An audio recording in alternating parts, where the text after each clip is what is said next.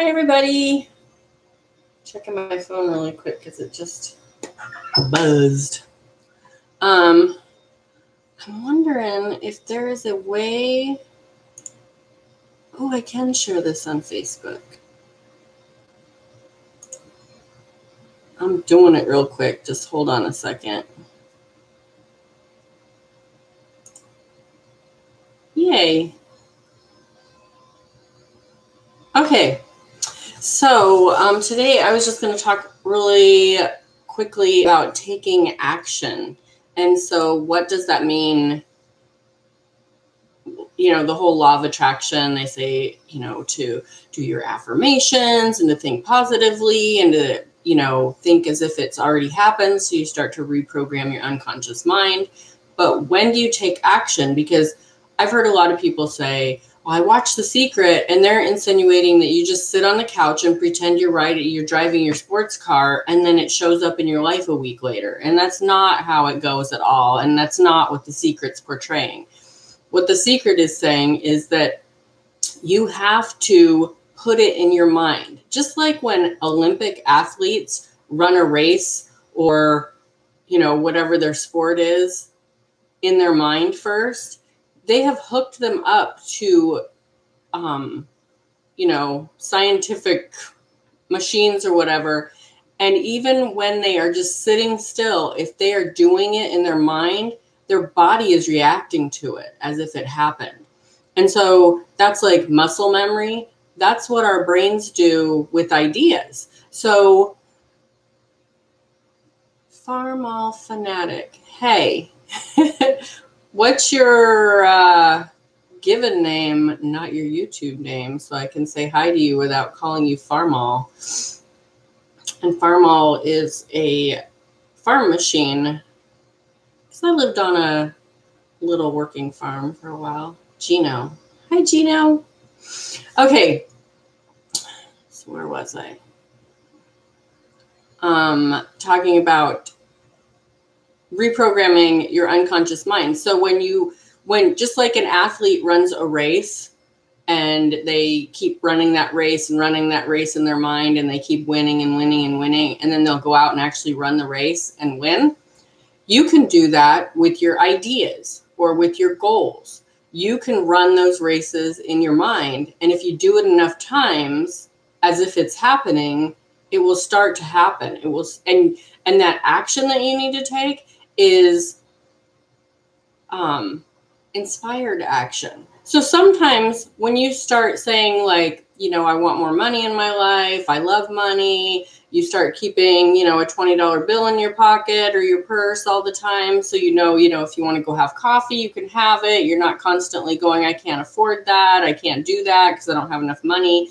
You're like, yeah, I have enough money. I could go to lunch if I wanted to. I could go get my hair cut if I wanted to. I could go get a manicure, maybe for $20, maybe not. But anyways, you start to rethink the way that you deal with money. And so the action,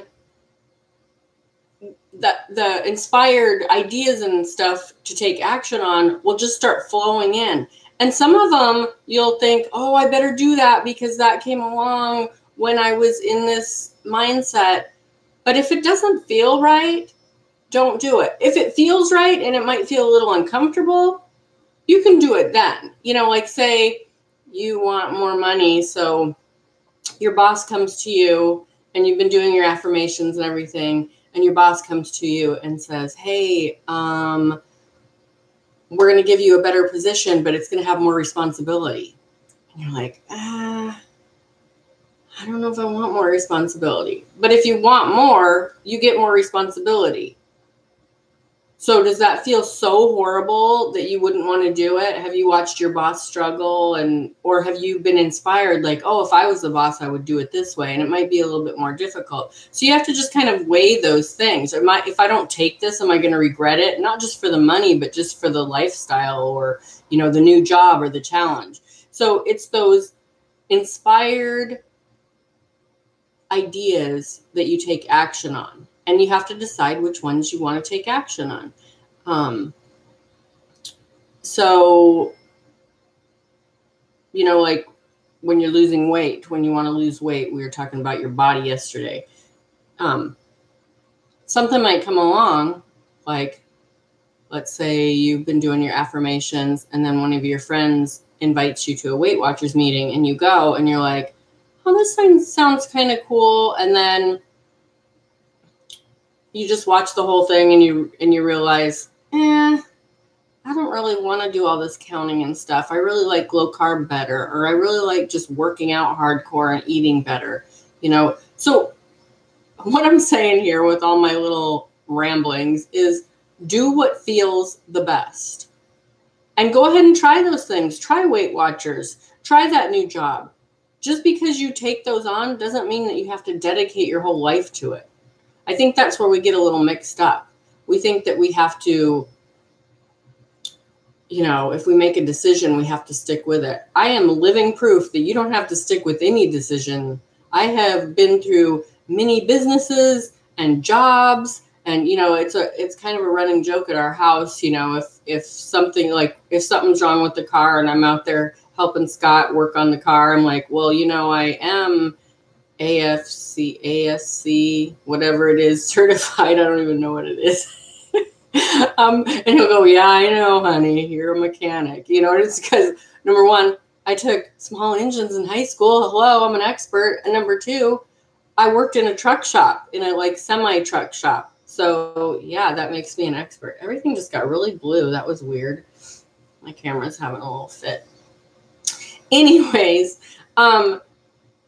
just try new things. Get out there and try new things. And if you're not sure, if you get that inspired idea and you're like, I'm not sure if I'm going to like that or not, go give it a try. So just as another rambling example that I'm going to torture you with, when I was doing real estate the first time, I wasn't sure if it was something that I would really enjoy.